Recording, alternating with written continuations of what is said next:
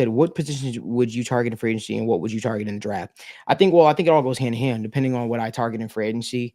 Um, I think that'll determine some stuff when it comes to draft, but I still believe that free agency is for the now, draft is for the future. For me, 2 guards, non-negotiable on the table. You cut contracts of Sheldon Rankin, Sam Hubbard, um, Alex Kappa, Zach Moss. Zach Moss. There's a couple other Those are the guarantees.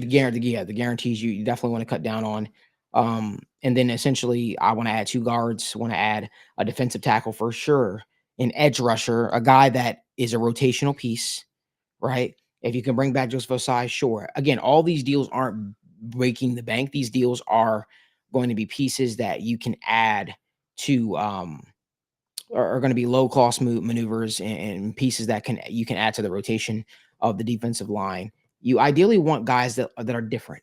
And the reason why I was so sharp on the Baron Browning potential signing is because he is of the same mold as Trey Hendrickson. And one thing I forgot to say as I was making my statement, the Bengals have had more production from guys that are of smaller stature from the defensive end position than they actually have from their mold that they're into.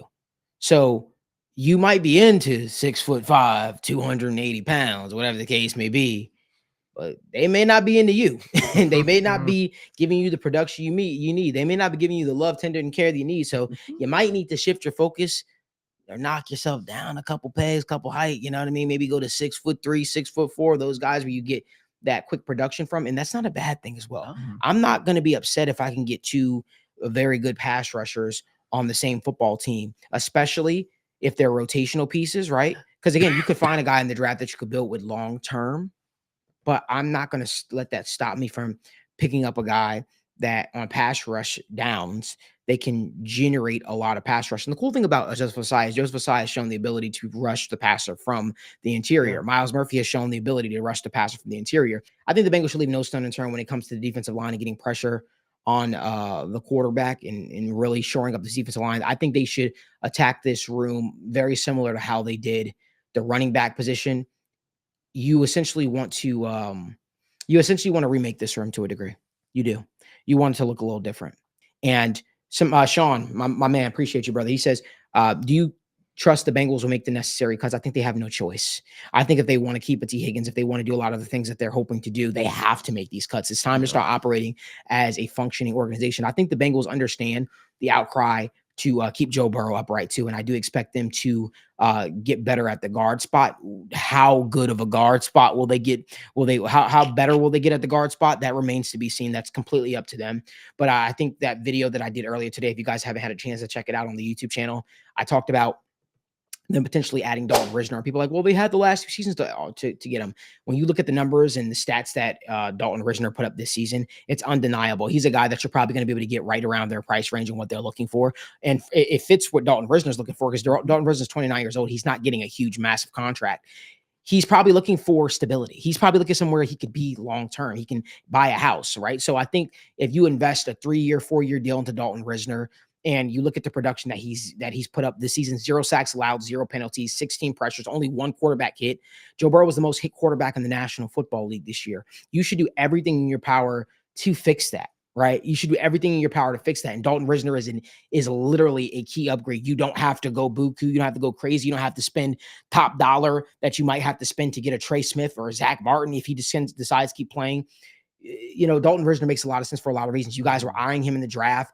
He's the reason why Drew Sample was a Bengal, to be honest with you. He's the reason why Drew Sample was picked by the Bengals in the 2nd round because they wanted Dalton Risner. They got picked a pick right before the Bengals picked, and they traded back with the Broncos. They panicked and they picked a fullback. They picked a blocking tight end and Drew Sample in the 2nd round. That's what happened. So you have a chance to do it right. You have a chance to do what you could have done the last 2 seasons, but you guys make these silent agreements with players, and you say, I'm not going to bring in competition for you. You're our guy.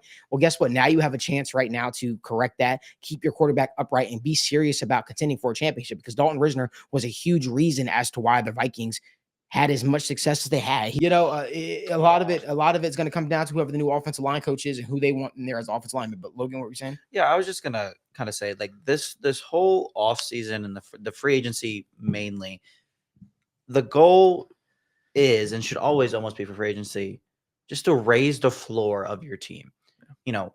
I don't think, like, obviously we want the Bengals to go out there and sign big name guys, Trey Smiths, Milton Williams, all these guys. But the odds of that happening, I don't want to say are none, but they're slim. And I think we all truly know that. And that sounds like such a harsh thing. And like, I hate it too. I wish we could be one of those teams that goes out there and plays and goes and gets those kind of guys. But truth be told, the Bengals have such a, I don't want to say easy path to upgrading their team, but it's pretty easy. You know what you need. The guards that you're playing on offense can be replaced by essentially anybody. Like, you can't play worse than what they did. Obviously, you don't want to just replace them with people a little bit better, but they cannot play worse. The two guards, or hopefully the two guards that play next year, there is little to no way that they perform worse than the two guards that were out there this year. That would just be, it's almost impossible. Like, that's how bad the guard play was this year, that you can draft fourth rounders. You can sign people for free agency for $1-2 million that will give you better production than the two guys that you're running out there.